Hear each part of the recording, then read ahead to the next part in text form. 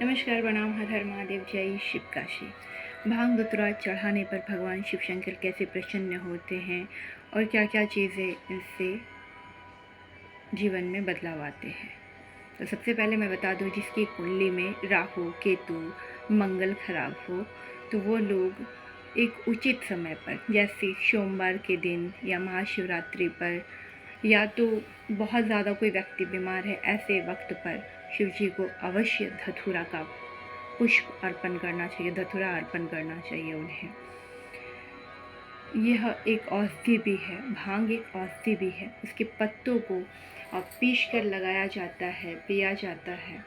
इस प्रकार से चीज़ें होती है कम मात्रा में। जब अधिक मात्रा में ऐसी चीज़ों का लोग सेवन करते हैं तो बहुत ही ज़्यादा कष्टपूर्ण होता है। लेकिन कम मात्रा में, जैसे प्रसाद के रूप में आपने थोड़ा सा लिया तो कोई हार्मफुल नहीं होता, कोई दिक्कत नहीं है।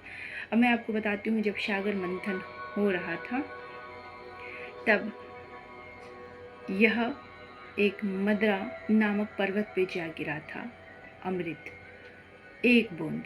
वहीं से धतूरा का पेड़ उत्पन्न हुआ और इसकी पत्ती देवताओं ने पीस कर सभी लोग पिए तो शंकर भगवान हलाहल पी लिए थे और उनको बहुत ज़्यादा वो व्याकुल थे, बहुत उन्हें उत्सुक थे कि किस प्रकार से जहर पीने के बाद जहर ही जहर को काटता है, किस प्रकार से उन्हें बचाव मिल सके। तो सभी देवता ने उन्हें उसकी पत्तियों को पीसकर, भांग की पत्तियों को पीसकर और बेल धतूरा को उन्हें पिलाया तो उन्हें बहुत राहत मिला, क्योंकि इसमें ठंडक की मात्रा ज़्यादा होती है। आपने देखा होगा कि बहुत सारे लोग बेल का जूस पीते हैं, ठंडक पहुंचाता है, पेट को सही करता है, जलन को मिटाता है। और धतूरा को भी पीने से इसी प्रकार की चीज़ें होती है, ठंडक महसूस होता है और अच्छा लगता है और बहुत ही आरामदायक है। धतूरा का फूल उन्हें बहुत पसंद है, पुष्प उन्हें पसंद है। तो ऐसी चीज़ों को देवताओं ने जब उन्हें अर्पण किया, जब वो हलाहल पिए थे तो उन्हें बहुत आराम मिला। और इसके बहुत सारे लोग इनका गलत दुरुपयोग करते हैं। जैसे कुछ बाबा, जब वो नशा करते हुए पकड़े जाते हैं और उनके पास कोई चारा नहीं होता तो वह शंकर भगवान को दोषी मानते हैं। शंकर भगवान शिव जब हलाहल पिए थे, शिव शंकर भगवान, तभी उन्होंने ठंडक के लिए देवताओं ने उनको अर्पण किया था, ना कि वो स्वयं से पिए थे। अब बात करते हैं कि शंकर भगवान जैसे आप लोग नहीं बन सकते। अगर आप शंकर भगवान को फॉलो करते हैं तो आप इन बातों को भी फॉलो करें कि अपने सर पे गंगा जी लेकर घूमें, अपने गले में सर्प लेकर घूमें। आप हमेशा अपना पूरा जीवन ध्यान में लगाएं और आप विष जैसे चीज़ों को अपने पी लीजिए, तब मैं आपको जानूँ। सिर्फ एक चीज़ क्यों फॉलो करते हैं कि शंकर भगवान ने भांग पिया था या नशा किए हैं। तो इन सब चीज़ों को अगर आप फॉलो करते हैं तभी ना, अगर आप सिर्फ एक चीज़ों को फॉलो करते हैं तो ये बहुत गलत बात है। और शंकर भगवान जो भी औषधियों को पिए वो आज भी बहुत कारगर है। जैसे आपके बॉडी पे अगर इचिंग हो गई, फोड़ा फुंसी निकल गया, तो आप उसकी पत्तियों को पीस कर लगाइए, आप खुद रिजल्ट पाएंगे कि आपको बहुत ठंडक महसूस हुई, बहुत आराम मिला। अगर आप कम मात्रा में उसका सेवन करते हैं तो आपकी बहुत सारी बीमारियां ख़त्म हो जाती हैं। लेकिन जब इस चीज़ का सेवन अगर आप ज़्यादा मात्रा में करते हैं तो आपका जीवन नष्ट भी हो सकता है। मतलब कि ये जहर है, आपके शरीर में बहुत ज़्यादा फैल जाएंगे तो आपकी मृत्यु तक हो सकती है। तो इस बात को समझने का प्रयास कीजिए। और मैं आपको बता दूं कि शंकर भगवान बहुत कुछ का ध्यान करते हैं, त्याग करते हैं। पहले आप वैसा बनने का प्रयास कीजिए।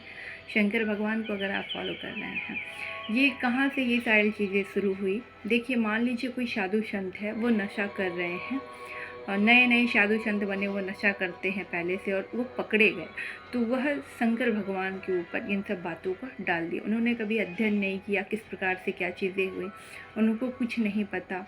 अपनी झूठ को छुपाने के लिए उन्होंने ऐसी चीज़ों का व्याख्या किया और लोग धीरे धीरे धीरे धीरे ये चीज़ें फैलती चली गई। तो इस बात को आप समझने का प्रयास कीजिए कि उन्होंने कब सेवन किया। जब वह विष को पिए थे तब उन्होंने सेवन किया इन सब चीज़ों का। और उनके साथ तो भूत प्रेत भी रहते हैं। क्या आप भूत प्रेत लेकर घूम सकते हैं क्या? तो पहले इस सब बातों को ध्यान कीजिए। अगर कोई चीज़ उन्हें पसंद भी है तो इसमें कोई दिक्कत नहीं है। ये आपको कोई परेशानी नहीं होनी चाहिए। बस आप इतना मानिए कि आप शंकर भगवान जैसे नहीं बन सकते, तो आपको इन सब चीज़ों का सेवन नहीं करना। अगर कोई व्यक्ति प्रसाद के रूप में करना चाहता है तो थोड़ी मात्रा में करे, ये भी मैं आपको सलाह दूँ। कोई व्यक्ति जैसे प्रसाद बनता है महाशिवरात्रि में, तो थोड़ी मात्रा में प्रसाद के, जैसे प्रसाद आप थोड़ा सा खाते हैं ना, उसी प्रकार से सेवन करें, बहुत ज़्यादा मात्रा में ना करें। मेरी यह बात है।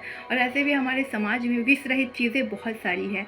तो अगर भगवान शंकर अपने ऊपर चढ़वाते हैं लोगों से, तो ये तो बहुत ही अच्छी बात है। हमारे समाज की जितनी भी जहरीली चीज़ें हैं वो उसका जहर कम हो जाएगा एक प्रकार से। दूसरा, हमारी गाय माता भांग नहीं खाती, धतूरा नहीं खाती, तो आप तो इंसान हैं, आप ज़्यादा मात्रा में कैसे खा सकते हैं? कभी भी आप दीजिएगा तो गाय नहीं खाती। ऐसे चीज़ों को भी शंकर भगवान अपने शरण में रखते हैं, ये बहुत बड़ी बात है, इसको समझिए आप लोग। और शंकर भगवान तो एक लोटा जल में भी प्रसन्न खुश हो जाते हैं बहुत जल्दी। तो सारी बात को समझते हुए, देखते हुए मैं यही कहूँगी कि जैसे आपको अनेक प्रकार की सब्जियाँ पसंद है, आपसे कोई भी व्यक्ति ये तो नहीं कहता कि आप ये चीज़ें नहीं कीजिए। हो सकता है कि आपको वो चीज़ें पसंद हो, तो आप बिल्कुल क्या कर सकते हैं। इसी प्रकार से अगर शंकर भगवान को भी वो सारी चीज़ें पसंद है, तो आप ज़रूर उनको अर्पण करें। ख़ास त्यौहार पे उनके जन्म दिवस पे, उनकी शादी के समारोह में, जब उनकी शादी होती है, इस तरह के सोमवार के दिन आप बहुत बीमार हैं, बहुत कष्ट में हैं, कहीं आपका निवारण नहीं हो रहा है, तब आप जाके धतूरा चढ़ाइए, धतूरा के फूल चढ़ाइए, धतूरा की पत्तियाँ चढ़ाइए, बेलपत्र चढ़ाइए। बेलपत्र भी तो उनको चढ़ता है, क्योंकि उसमें भी ठंडक की मात्रा बहुत ज़्यादा होती है। चंदन का लेप होता है। ठंडक चीज़, क्यों ठंडक चीज़, पहले इसको समझिए। जब कोई विष को पी लेगा तो उन्हें ठंडक ही चाहिए होगा, बहुत गर्म चीज़ें नहीं चाहिए होगा। इसीलिए हर प्रकार की चीज़ ठंडक जो महसूस कराती हो, वही चीज़ शंकर भगवान को प्रिय है। बस इतनी सी बात है। अब जो